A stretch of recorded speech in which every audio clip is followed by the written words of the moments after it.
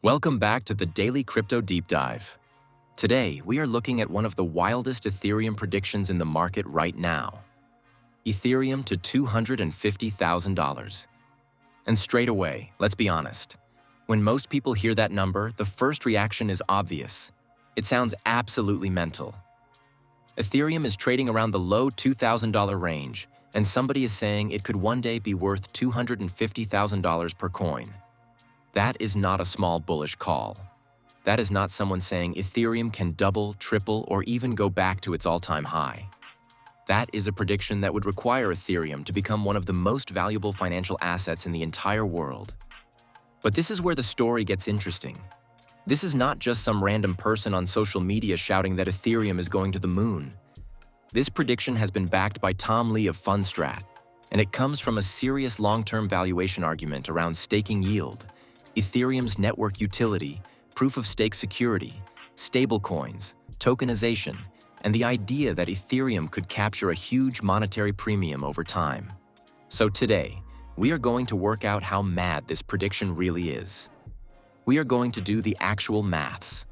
We are going to look at the implied market cap.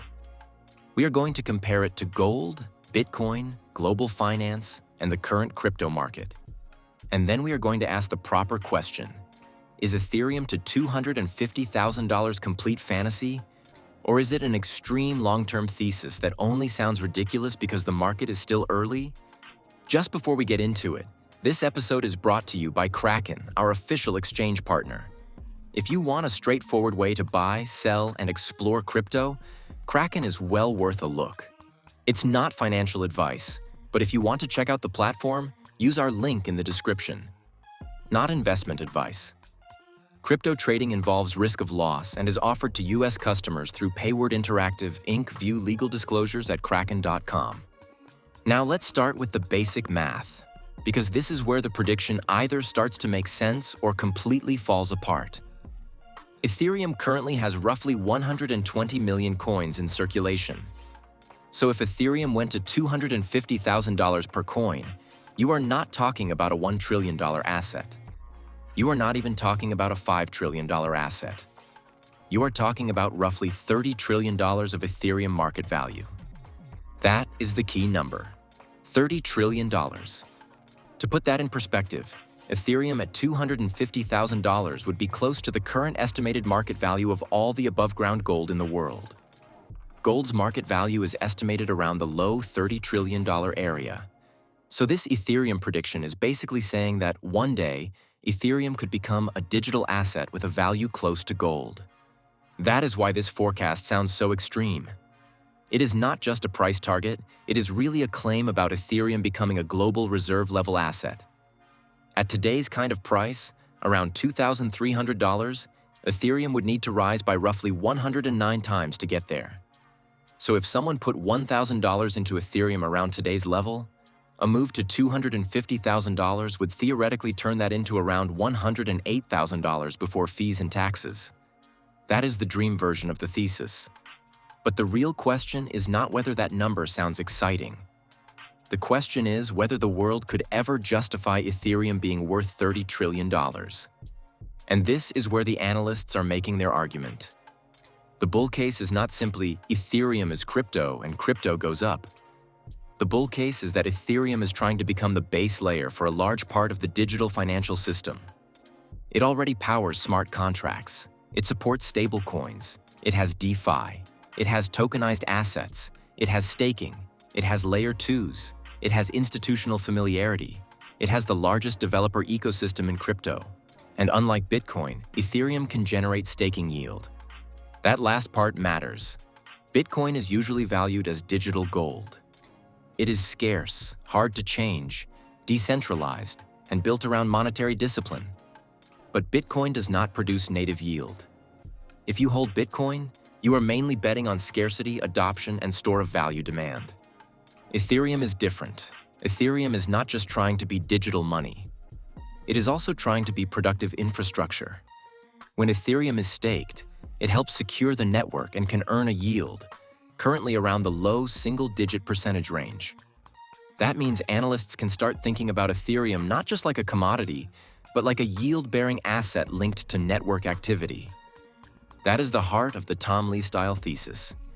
If Ethereum becomes the settlement layer for tokenized finance, stablecoins, real-world assets, DeFi markets, and institutional blockchain activity, then Ethereum is not just another coin.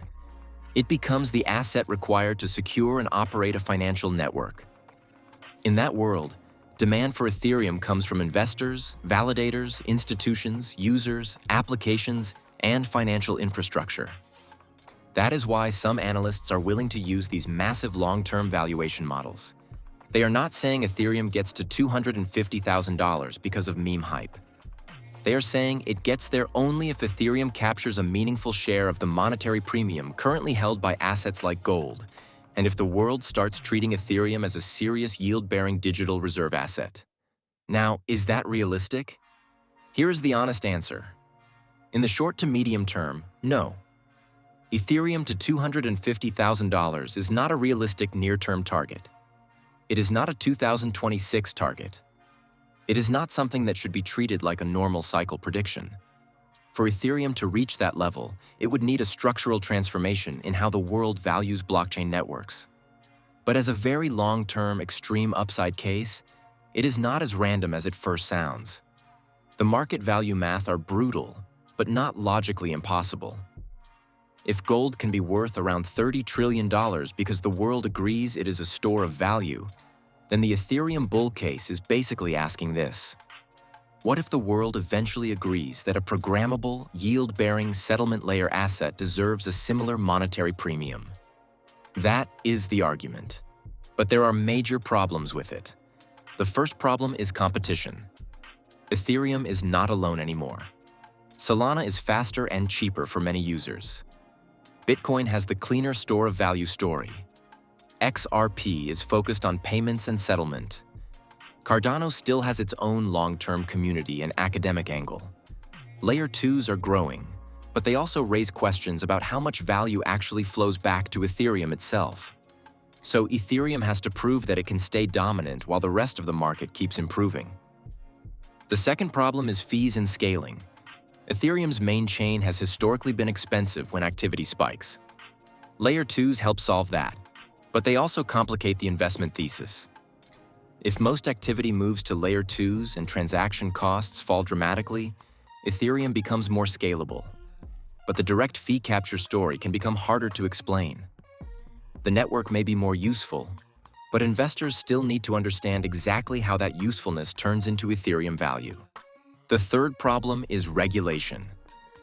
If Ethereum becomes the base layer for stablecoins, tokenized securities, DeFi, and institutional settlement, regulators are going to care. A lot.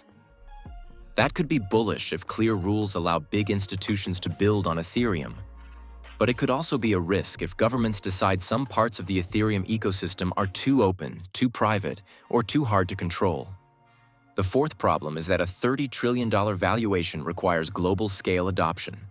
This is not just crypto people buying Ethereum. This would require pension funds, sovereign wealth funds, banks, asset managers, corporations, and possibly governments treating Ethereum infrastructure as systemically important. That is a huge leap from where we are today. So when someone says Ethereum to $250,000, the right response is not to laugh it off instantly, but also not to swallow it whole. The correct response is, what assumptions need to be true? And the assumptions are massive. Ethereum would need to remain the leading smart contract platform. Stablecoins would need to keep growing aggressively. Tokenized real-world assets would need to become a multi-trillion-dollar market. Institutions would need to prefer Ethereum or Ethereum-linked infrastructure over private chains and rival public networks. Staking would need to remain attractive. Ethereum would need to become viewed as a reserve asset, not just a technology token. And the market would need to reward Ethereum with something close to a gold-sized monetary premium. That is not impossible. But it is an enormous chain of events. Now let's bring this down to more realistic stepping stones. Before Ethereum ever gets to $250,000, it would first need to reclaim $5,000. Then it would need to push to $10,000. Then $20,000. Then $50,000. Each of those levels would represent a major change in market belief. At $10,000, Ethereum would have a market value of roughly $1.2 trillion. That is big, but not insane. At $20,000, it would be around $2.4 trillion. That is very large, but comparable to the biggest global assets. At $50,000, Ethereum would be around $6 trillion. That would already make it one of the most important assets in the world. At $100,000, Ethereum would be around $12 trillion. And at $250,000, we are in gold territory. So the prediction is not just one jump, it is a ladder. And each step needs a different level of adoption. The strongest part of the argument is Ethereum's utility. Bitcoin's value is mainly about being hard money. Ethereum's value is about being useful. If stablecoins keep expanding, if tokenization keeps growing, if DeFi becomes more regulated and institutionally accepted, Ethereum has a real claim to being the backbone of digital finance. The second strongest part is staking. Yield changes the conversation. If Ethereum can be held as a long-term asset and staked for income, it becomes more attractive to certain institutions. Not all institutions want a non-yielding asset. Some want cash flow or yield. Ethereum has that feature built in. The third strongest part is network effects. Ethereum has been around for years. It has survived multiple cycles. It has the brand, the developers, the liquidity, the integrations, and the institutional recognition. In crypto, network effects matter massively. The best technology does not always win. The network with the deepest trust often wins. But the weakest part of the argument is valuation discipline. $30 trillion is a huge number. And for Ethereum to deserve that, the world would have to believe Ethereum is more than useful. It would have to believe Ethereum is essential. It would have to believe Ethereum is not just one blockchain among many, but the default settlement layer for a large part of global finance. That is the real debate. So where do I land on it? I would say Ethereum to $250,000 is extremely aggressive, not realistic as a normal cycle target, and probably only possible in a long-term scenario where Ethereum becomes a core global financial layer. But I would not call it completely stupid. The reason is simple. The math is wild, but the thesis is coherent. It is based on Ethereum becoming digital infrastructure with monetary premium, staking yield, and institutional settlement value. That does not mean it will happen. It means the argument is not random. For investors and listeners, the more useful takeaway is not, will Ethereum hit 250,000? The useful takeaway is this. Analysts are starting to value Ethereum less like a speculative altcoin and more like a long-term financial infrastructure asset. That shift matters. If Ethereum is just another crypto trade, then maybe it goes up and down with the market. But if Ethereum becomes the asset that secures stablecoins, tokenized bonds, real-world assets, DeFi markets, and institutional settlement, then the upside framework changes completely. That is why this story matters. The $250,000 number grabs the headline. But underneath it is a much bigger question. What is Ethereum really worth if the world moves more financial activity on-chain? And that is where the next few years become critical. Watch stablecoin growth. Watch tokenization. Watch Ethereum ETF flows. Watch staking demand. Watch whether institutions choose public Ethereum infrastructure or private blockchains. Watch whether Solana takes more market share. Watch whether Ethereum Layer 2s successfully scale the ecosystem without weakening Ethereum's value capture. And watch regulation, because the Clarity Act and future crypto laws could decide whether Ethereum becomes institutional infrastructure or remains a high-risk speculative network. So yes, Ethereum to $250,000 sounds mad, but the deeper truth is this. If Ethereum fails to dominate digital finance, that target is fantasy. If Ethereum becomes the settlement layer for a multi-trillion-dollar on-chain economy, then the number starts to become a serious long-term debate.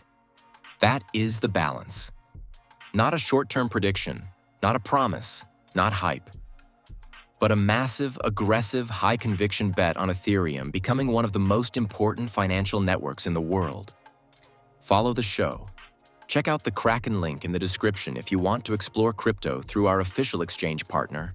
And as always, we'll see you at the top.